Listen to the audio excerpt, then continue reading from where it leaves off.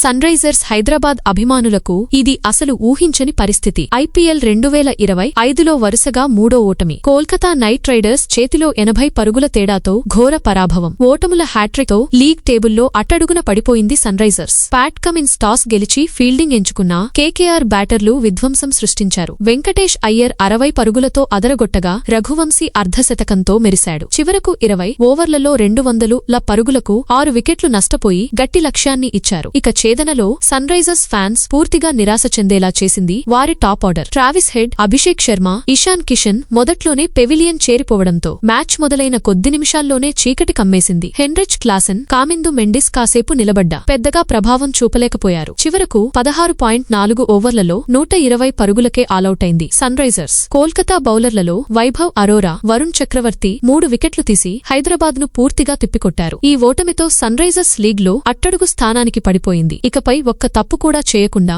మిగతా మ్యాచ్లు గెలవాలి. ఇలా అయితే ఫ్యాన్స్ గుండెల్లో మరింత బాధ పెంచే పరిస్థితి తప్పదు.